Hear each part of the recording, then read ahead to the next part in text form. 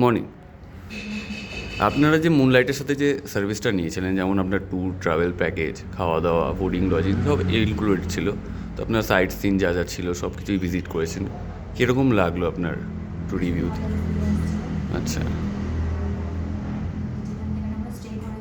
ওকে। হ্যাঁ, কোথাও কোনো প্রবলেম ফেস করতে হয়েছে? ওকে, ওকে, ওকে। সোম পুরো রাস্তাটা আমাদের প্রপারলি গাইড করেছে, এটা একটা সবচেয়ে বড় প্লাস পয়েন্ট।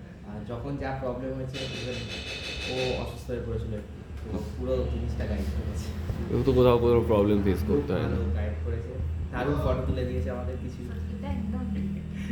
আচ্ছা, আর একটা যা সাজেশন, জুলুকে আপনাদের হোমস্টেটাই ছিল, বেডগুলো একটু ছোটো, আমরা যদি একটু বেশি লম্বা, আমাদের একটু প্রবলেম আর হয়েছে। ইভেন গার্ডেনগুলো খুবই ট্রান্সপারেন্ট ছিল, এটা একটা মাইনাস।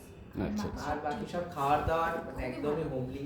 দুটো হোমস্টে যে দুটোতে ছিলাম, লোকেশনও ওয়ান্ডারফুল ছিল, খুব ভালো ছিল। কোথাও কোনো প্রবলেম ফেস করতে হয়নি, শুধু একটু একটু যেগুলো প্রবলেম থাকে একদম একদম।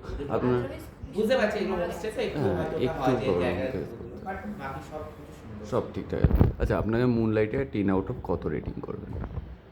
9.5। আচ্ছা, তো 0.5টা কী করলে, মানে কী করলে আমরা হয়তো 10 আউট অফ 10 পাবো? কিন্তু ভালোর তো শেষ নেই আমাদের। ওই রুমটা যদি ঠিক করা যায়, টুকটাক জিনিস যেগুলো আছে। কাপলদের জন্য যে রুমটা দেওয়া হয়, অ্যাটলিস্ট ডাবল বেড দিলে ভালো।